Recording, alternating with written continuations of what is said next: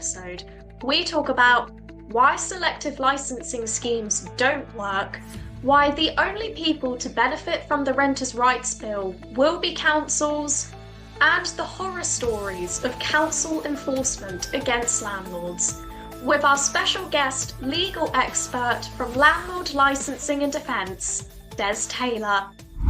Thank you so much for joining me today, Des. It's really great to have you on and to talk about some really popular landlord topics, particularly licensing with selective licensing, also Renters' Rights Bill, as we were talking about just a little bit before we got started. We will see what happens with the Renters' Rights Bill and also council enforcement against landlords as well, which is a really big topic. But before we get on to all of those, I just wanted to say, as I was just saying a little bit before we started, landlord licensing and defence articles are really popular on the Property 118 website because a lot of landlords just don't actually realise that one simple mistake can cost them thousands of pounds. But it would be really good to hear from yourself. What triggered the founding of Landlord Licensing and Defence? In 2015, the landscape was changing. We saw lots and lots of promotion of rent to rent, HMO. People didn't understand it, but the Housing and Planning Act 2016 was going to come in, and they were just finalising putting it together. So we realised that this was something that we were already helping people with problems and enforcement and over little things. But what the Housing and Planning Act did was it was giving the imposition of financial penalties up to £30,000. So people think the new ideas under the Renters' Rights Bill are all very new, but we saw there's going to be fines, there's going to be more enforcement, and they were going to introduce the rent repayment order regime. And people were already talking to me. I was already helping people. So my business partner and I, Phil Turtle, decided it was really important to formalise how to defend people and how to guide them and train them so they can get through the process. So it came out of legislation change. I had a good background of dealing with legalities. I'd also worked in the corporate world. I'd done accounting. I'd done company registration and company secretarial work. So this just seemed like a natural progression of using skills and experience to do something that nobody really was doing, and still people don't understand. It is very unique part of the law, and that's why people come to us, because the general solicitor, the conveyancer, the landlord and tenant dispute solicitor, the eviction specialist, this isn't what they do, and they won't do it. So we work alongside a lot of those too. That sounds really great to hear. And it's great to hear that you're helping landlords as well with all these like complex legislation, which, as we'll go to talk about later on, I think there's quite a lot of rules and regulations some landlords just don't even know about. But before we Yeah. get on to that, obviously one of the biggest pieces of legislation is, of course, the Renters' Rights Bill. And with that, obviously, there's going to be new rules and regulations coming in. So, do you think the Renters' Rights Bill will make it harder for landlords to manage their properties effectively? I mean, if we start with A, the decent home standard, and also you've got B, the landlord database as well. So let's start with before we get to the decent home standard, let's start with the landlord's database. Yeah. The landlord's database, the councils will tell you they don't know, but they do. They have suspicions, and they have machine learning, which everybody calls artificial intelligence. They've got numerous databases which they've been putting together, and they've been doing that back, I think it was 2015, 2016. They started doing that in one of the London boroughs, and they started identifying HMOs, potential HMOs, cross-referencing council tax data, also checking information about addresses. There's lots of things that the council can do where they don't have to comply with data protection as you might think. So they suspect there's a crime in a property, and a crime not having a license is a crime. They can bypass that and do credit checks of all the people in the property without their permission, without anybody needing to know. So they can establish and get evidence that landlords might never have even thought about. So the purpose of the database is essentially the same as registering cars and registering driving licenses. That's all we're going to be doing. We haven't opposed that. We expect the bus driver of the school bus to have a license, be insured, and the car to be roadworthy. So having the database, is it the good thing? I think it is. Is it something I'm particularly comfortable about? I'm not sure how it's going to be shared and what information is going to be shared. And that will take some effort because every landlord doesn't want every tenant knowing where they live. I'm not that not that tenants are bad, but and not that we don't want people to know where we live. But how much data is going to be exposed, whether that is good data, bad data, have I made a mistake that's now going to be going against me? And that part all needs to be sorted out. Yes, there is a department dealing with it. Yes, they do have a good idea. Yes, it's been outsourced to a big software company. I'm sure going to make plenty of mistakes as they do. But along the way, is it a good idea? Yes. Will it work? Yes. Will it solve problems? Probably not. It's not the be all and end all. What it will be able for us to do is to consolidate everything into one place. And I really quite like the idea of the consolidation if it's done well.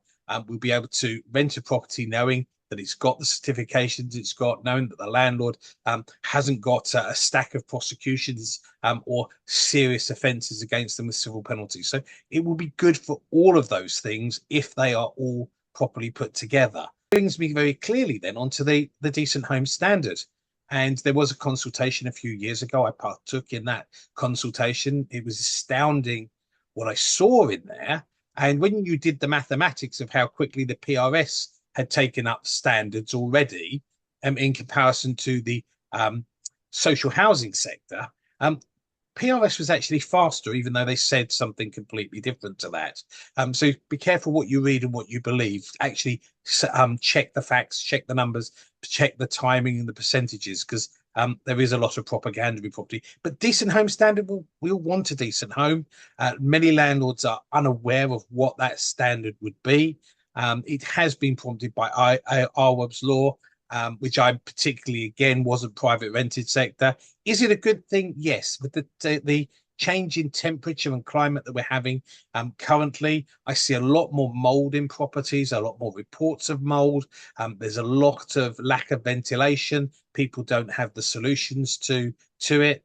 People ignore it in the early stages. So I think it's very, very important how it's enforced against. If it's done the way currently HHSRS is done, and it's done currently how council enforcement is doing it, this might become something very, very heavy-handed.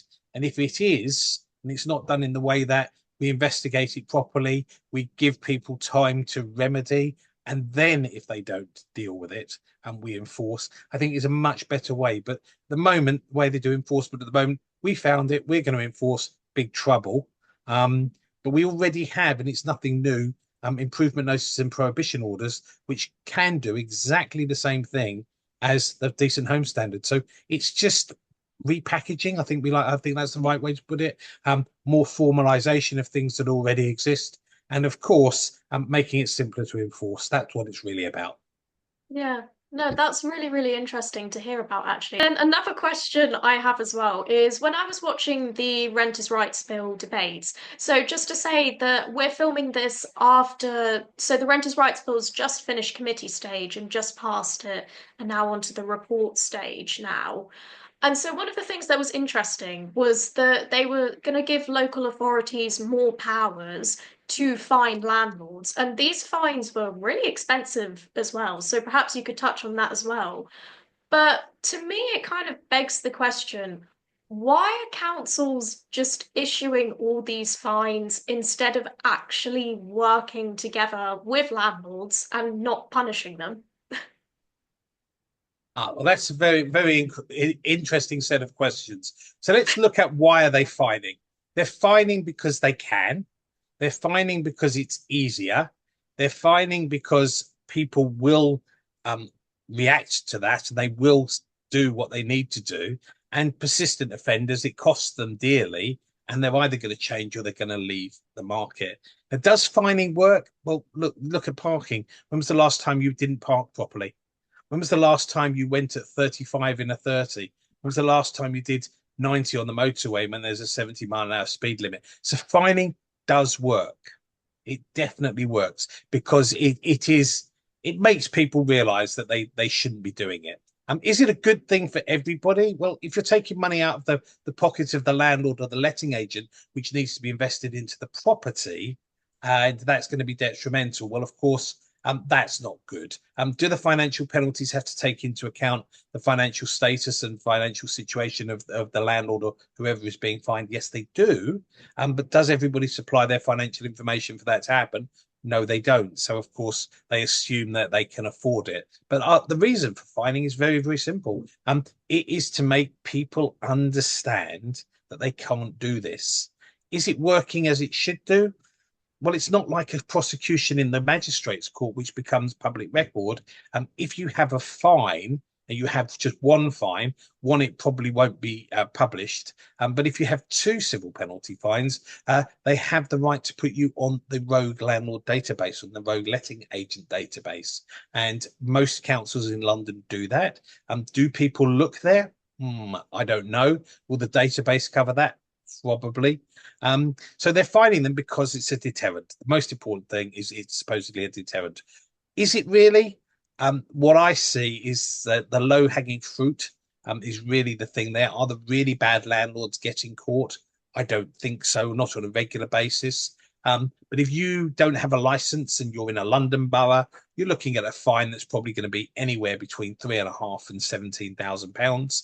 If you're a big portfolio landlord, in some councils that'll be 20 or as much as 30, depending on it and depending on how many properties you've got. So it can be substantial. And there were some letting agents we've helped who, quite frankly, they were growing too quickly. The staff weren't doing what they needed to do. The compliance wasn't tight enough. And they are in the hundreds of thousands of pounds worth of fines they've had to pay in order to change things. And now the leadership has taken control, has gone back into the business, taking accountability seriously and making sure that things don't go wrong anymore, but punishing them.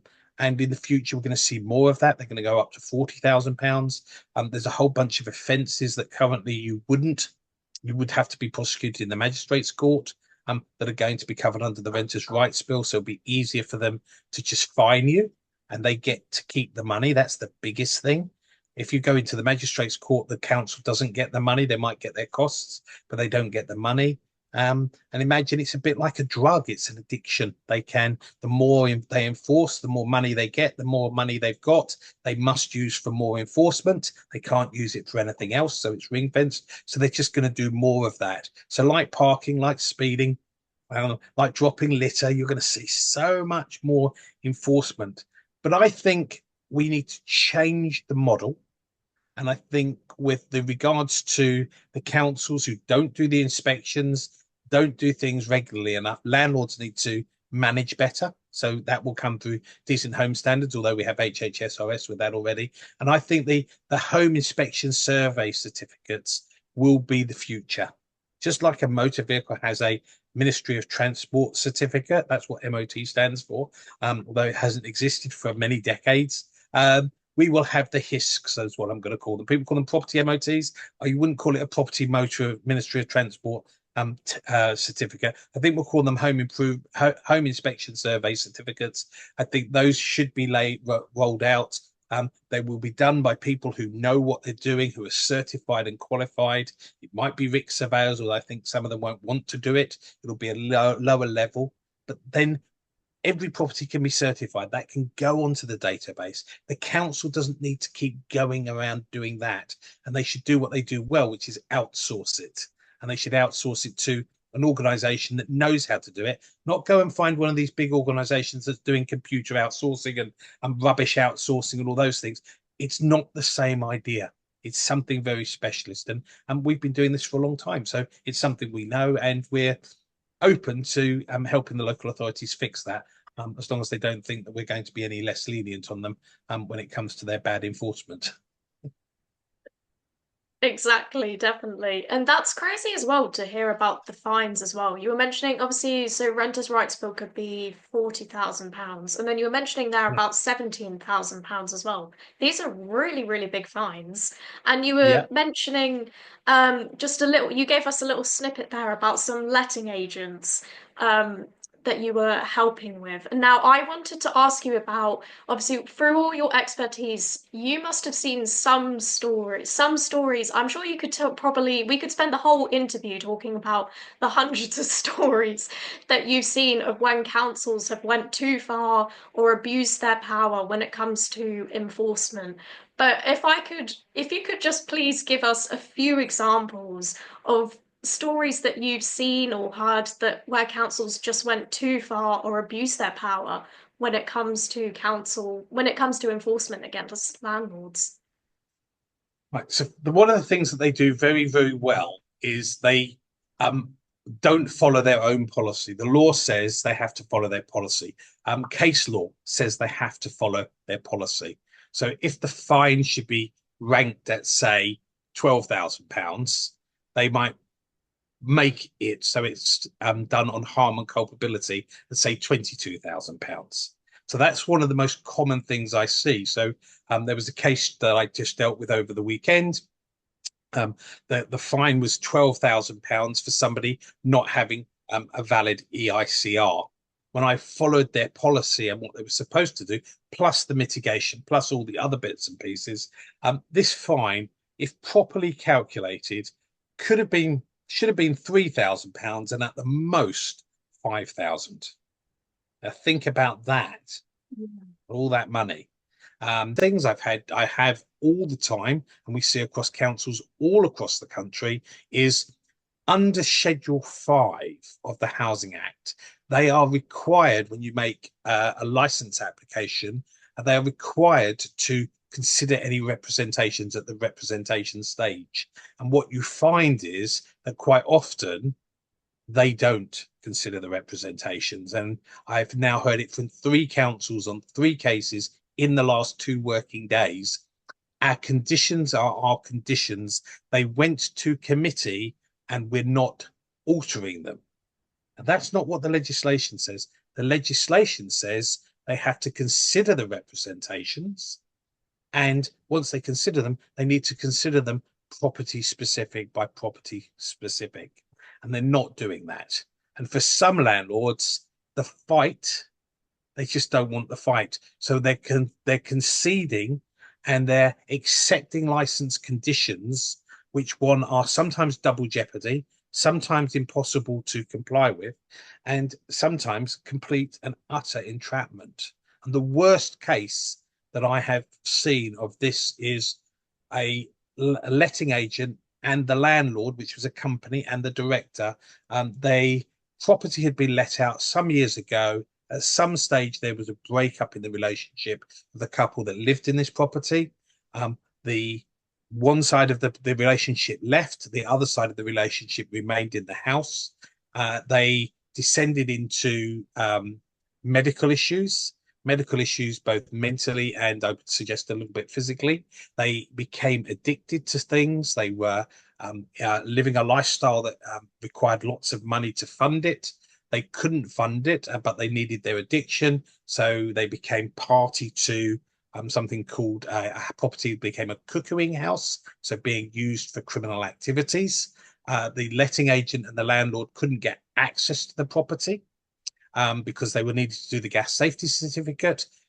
They could see there was something wrong with the property. So imploring with the tenant for access, in the end, they went to the council and said, we can't get access. So the council, whose job is not to enforce gas safety certificates, gas safety certificate enforcement belongs to the health and safety executive, not to the council. But because they went to the council saying we can't get access, and because it was a license, and because the mandatory license condition says, you have to get a gas safety certificate annually, the health and safety executive don't enforce, the council was able to enforce. So the council eventually got access for the landlord and the letting agent. The council accompanied them. And the gentleman who was living in the house had smashed the house up, or claimed to have smashed the house up, ripped doors off the hinges, bashed holes in the wall. The place was completely in disrepair. One of the license conditions is to keep the house in good repair at all times. It's pretty hard to do that, especially when it says you'll inspect every 6 months. But they hadn't been able to inspect, they hadn't been able to get access to the property. Literally, the landlords paid for everything to be done up. Everything was sorted, everything was made good, and they got pictures, they got everything, all the evidence. The council came again, he'd smashed it up again, and he wrote witness statements saying, I did this. The landlord and letting agent are not responsible. In the end, the agent working with the council managed to get what's called a closure order. So they worked with the police, and they eventually got the property closed down.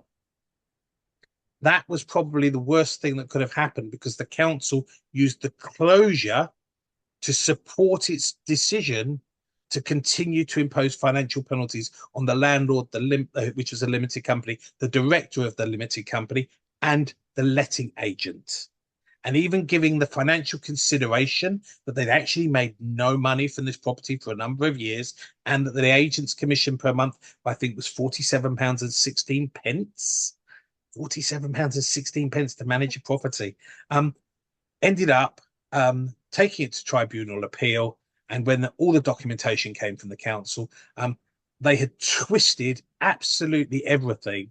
And the mental health for the landlord and the letting agent, they didn't want to continue, because although we'd reduced the fine significantly, the cost to continue was far greater than any amount of money that they were going to spend. The fines, I don't know the exact numbers because I shouldn't really reveal them, but the cost for the legal cost would have probably been 4 times the price of the fine in order to be successful, to prove the council was wrong, to prove they shouldn't have done it. And in this case, this is one of those situations. If they prosecuted them in the magistrates' court, they'd have been able to plead not guilty. They'd been able to go to be tried by their peers, and any jury would have said, in the circumstances, no one here should be getting what's happening. And that is what civil penalties is doing. It's removing our right, because even with a motoring offence, you have the right to be tried by your peers, which goes back to the Magna Carta over 800 years ago. That's being removed in property, and it's really quite sad. And you can't elect and say, can I have a crown? Can I go to court, please? They either civil penalties or they prosecute, and most of them are not prosecuting because they get to keep the money, and of course the system is against them. So yeah, it's not good. So that's the worst case, I would have said. There are others. I could tell you horror stories all the time. I think there used to be a company called Hammer House of Horror. It was horror films about Frankenstein type things. I'm sure I could make one of those one day. Yeah, definitely. Yeah, I think that you've got like a whole series there that you could make of that story that you were just saying though. Oh my gosh, that's absolutely crazy. I don't think like viewers are actually gonna believe that actually happened. Oh my God, it's I've absolutely got the crazy. papers. I've got the papers. I've got the evidence. The biggest thing that I find is there are lots of people talking about enforcement who've never dealt with enforcement. I deal with it on a daily basis, and I see the arrogance, the patterns, the training courses they get, and the things that they do. And quite frankly, it is a horror story a lot of the time. But having done over 2,500 cases in our time, we've seen the things that happen. We know what really happens, and we know how you win, how you lose, or how you actually completely screw it up. Lots of horror stories, definitely. We'll have to invite you on again just to like talk about all the horror stories that you've seen. And you were just talking obviously about there are a lot of rules and regulations that I think landlords just don't even know about. I mean, what are some of the ones that you see? Like, what are some of the ones that you think that landlords should know about, but they just don't know? Well, it still surprises me to this day to see that there are people who don't give the prescribed information. They don't understand what the Deregulation Act of 2015 says about giving prescribed information, that people don't protect the deposits. That's not new legislation. So those are some things that people don't know about. I think a lot of people don't understand what an assured short hold tenancy is, and they use other documentation thinking it's going to change it. And that is probably the most common. I want to find a way around giving them a tenancy, and I want to find a way to deny them their tenancy rights. So the AST is misunderstood. That's a very big one. I think with the periodic assured tenancy that's coming, which is going to be called PAT, that's going to be confusing with PAT testing and postman PAT, I'm sure. But a periodic assured tenancy, I think that's going to be confusing for people and what we're going to do and how that's coming. So if you don't understand it now, the complexity is it's not going to become simplified. It's become more complex. So all the shortcuts and the loopholes are disappearing. And loopholes really are for those that have very deep pockets and lots of money. They like to play a game and see how they win and don't mind if they lose. So yeah, you really understanding the fundamentals of how to start a tenancy, lots of people don't understand. And on our YouTube channel, Landlord Licensing and Defence, I've done a whole process and a whole series of videos about how to start a tenancy, how to qualify people. I think it was around HMO at the time, but it's like 30 or 40 videos. Doesn't take more than an hour to go through them. There's a whole process to follow. And we've done some work for some landlords who wanted to select new agencies. And we have a 50-step process service that we go through in order to be able to select an agency that understands the answer to a question isn't, I did a certification on this. It's actually knowing what the work is. And I think that lots of people need to understand this business going forward is going to be more professional. There's going to be more barriers to entry. And if you want to be part of it, you've got to learn it or you've got to outsource it and audit those that do it for you. Definitely, yeah. And that's great to hear as well about the Landlord Licensing and Defence YouTube videos as well, because I know a lot. So where can they find that? Is it on Landlord Licensing and Defence YouTube channel? Yeah, if you see the LLDL logo behind you there, Yeah. that's the logo, so you know it's there. If you put Landlord Licensing and Defence in YouTube, it will come up. If you put Landlords and Des Taylor, it comes up. Landlords and Phil Turtle, it comes up. But yeah, a lot of people, it's really interesting. A lot of the clients I speak to, they've come to us as a result of seeing a video somewhere that was telling them something they didn't know. And most recently, the rent repayment order case where the landlord was innocent for £28,000 because the council had deleted the files and their landlord had better documentation than they did, so he was innocent. There are lots and lots more cases like that and lots more authorities, and we've got many of those cases coming up. So yes, if you're accused of something, it doesn't mean you're necessarily guilty. Exactly. And So as you were saying before as well, obviously with all the new rules and regulations coming in, it's going to professionalize the sector. And of course, some landlords are just not going to want to do that and are just going to obviously leave. And obviously now moving on to selective licensing now, obviously that's a really, really big topic that we get a lot of comments on the Property 118 website. So do you think that councils are abusing their power when it comes to selective licensing? that's a very big question to say, are they abusing their power?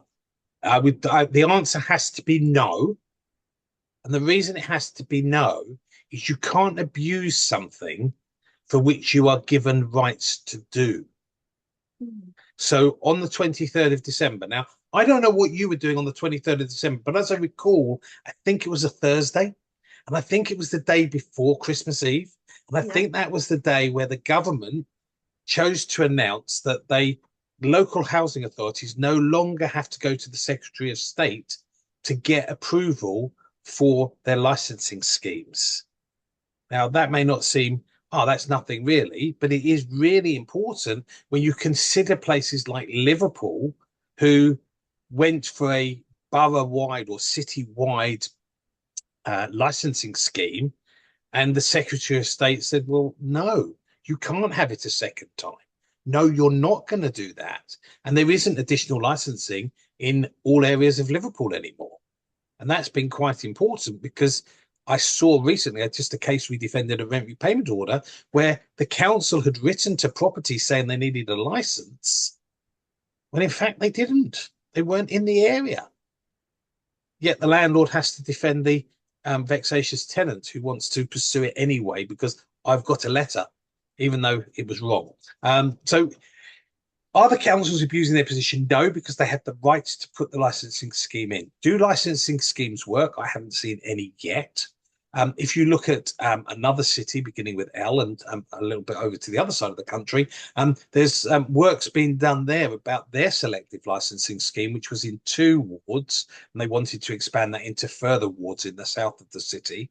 And there's been a lot of opposition against that because when somebody did some demographic checks, they found out that the large percentage, and I recall, I think it was about 80% of the people who live in the current area or the area that's being proposed will be low income persons, vulnerable people, and generally they will be more likely to be of an immigrant a person into the country who's naturalized. So who was this selective licensing scheme going to benefit apart from the council? It was going to bring more money for them. It was going to impose more costs by the landlord. And of course, if you've got more costs, the law is very, very clear. You run a business, it must be within an intention to make profit. You make it with the intention of run it with the intention of making a loss, then you're not allowed to do that. So if you've got costs arising, then income's got to rise, which is called rent. So the selective licensing scheme, as was being pointed out by somebody who's done deputations to the council at the council meetings, you're actually directly putting everything on the most vulnerable and the poorest of your area, and you're justifying this through selective licensing schemes. So no, I think, are they abusing their power? I think they're misunderstood. I think they have no idea of what the consequences really are. I would say that many of the people making the decisions are delusional about how life really works, because it's quite clear from our current government that the idea of having to raise money, to invest, to make things happen, to have costs and come out with some profitability at the end, which brings the taxes, the governments don't seem to get that. And that's why they don't do things from a commercial perspective, because they're not allowed to. And so, yeah, are they abusing their power? No, I think they're acting delusionally. I don't think they've got a good idea. And there are some great council leaders around the country who have left their positions now because they want to try and help and guide these people. But unfortunately, they're not engaging with them yet. There are some great council leaders who know what's got to be done and keep saying we need to get the PRS working with us rather than fighting like this, because that's what's happening. Exactly. Yeah. And as you were just saying there, there's like a huge knock-on effect for tenants as well, because obviously, in some places, isn't it like councils are charging landlords? I mean, you're into the thousands for like a selective licensing in some Yeah. areas, isn't it?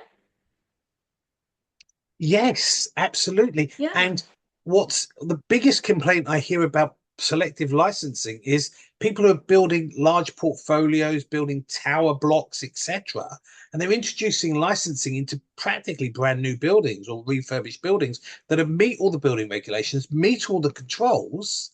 And they'll say, well, we've got 200 flats here in, say, a city centre in the West Midlands. Go, well, you need to license every single one of them. Hold on. This is simply lots of flats. Can we not have a block license? But of course, we don't have the legislation for block license, and they're not HMO.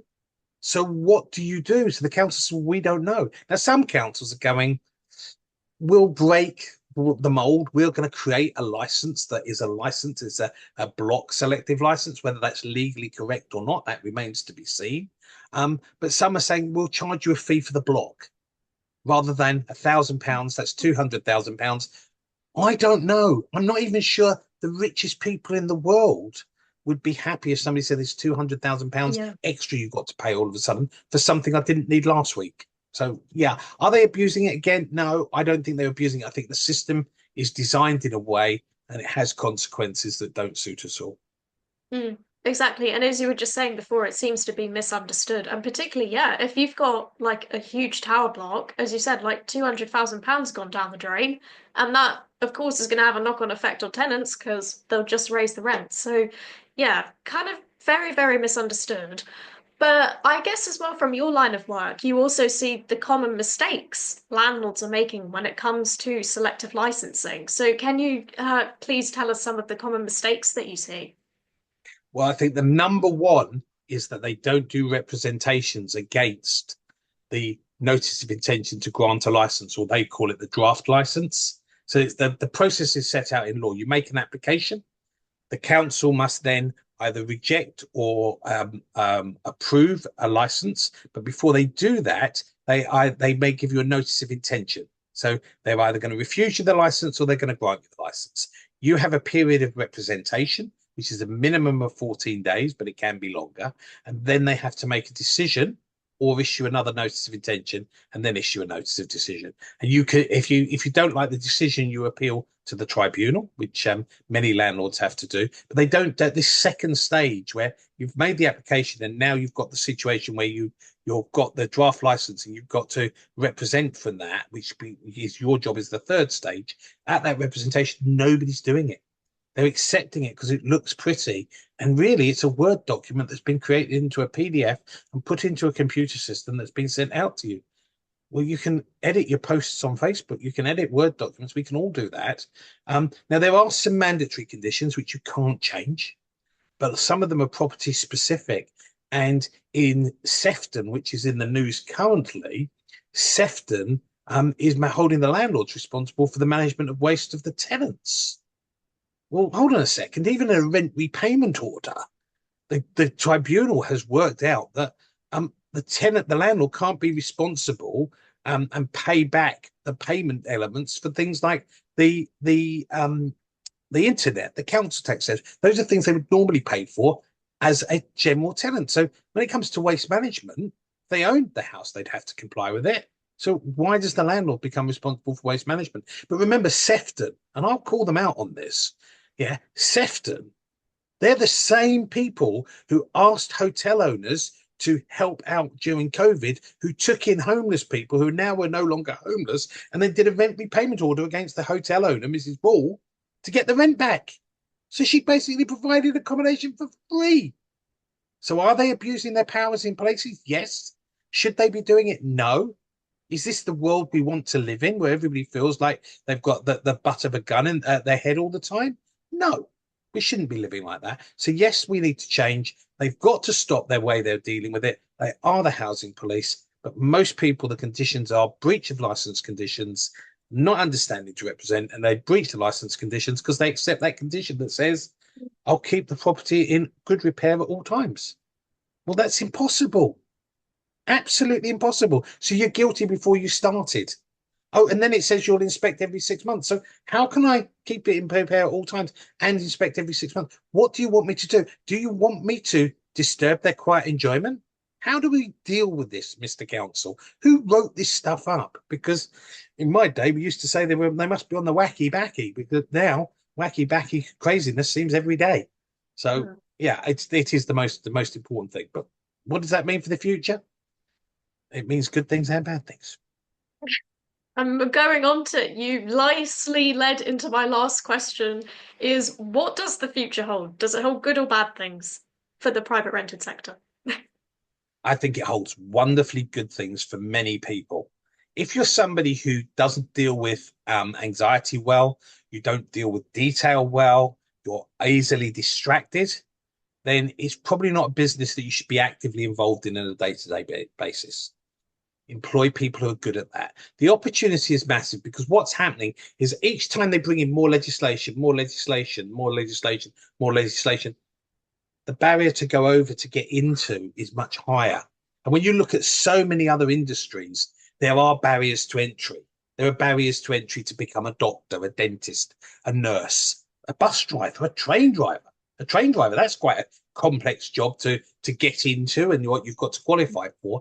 So what's happening now is we're bringing in legislation and regulations that already exist, but we're combining them together, making it easier for them to enforce that which they would normally have had to take you to the magistrate's court. That's going to scare people away. So while people are, I think that there are more people looking to leave the sector than there are people looking to invest. Yeah. Now, if you were trying to fill Wembley Stadium today and it was full, but you had people coming in and people leaving, but you had the opportunity to convince some of those that were leaving to give you their ticket to get in or to give you their seat, which you could resell, well, you definitely would go opportunity, opportunity, opportunity. Because while more are leaving, less people to compete with. So massive, a massive opportunity.